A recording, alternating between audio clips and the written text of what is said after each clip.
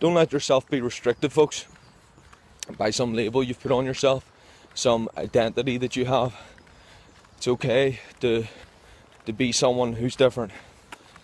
You can label yourself as a punk, you can label yourself as a rocker, whatever, but don't restrict yourself that you only socialise or you're only interested in people who are like you. It's okay to be Muslim, but don't be interacting with people that only have the same religion as you.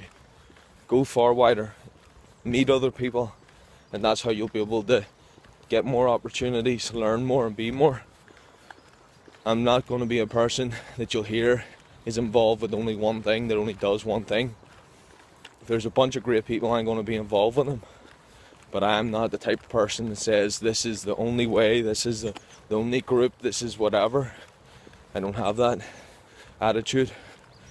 You can, the first advice that I would give is meet people outside of whatever group you have, and then to go further is don't feel the need to attach yourself to a group. You can go out there and be an individual, and then experience life, and then ultimately create great relationships, great friendships, great partnerships that you can then go ahead and do big things, rather than just settle and say, well, this is the only people that I meet, the only people that I surround myself with.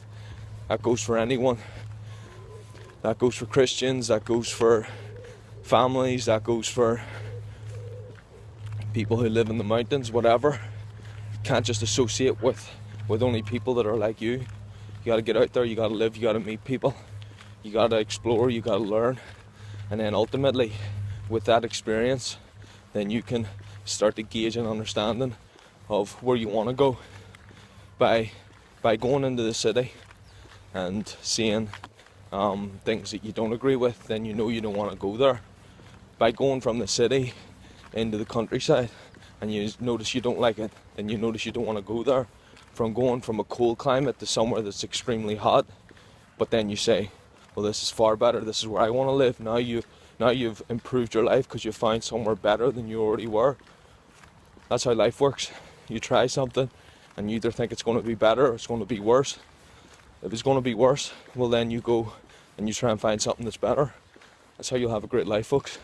Very often people just settle, huddle up and accept the people that are around them, what they've been born into, what they've been forced into, sometimes unfortunately even brainwashed into.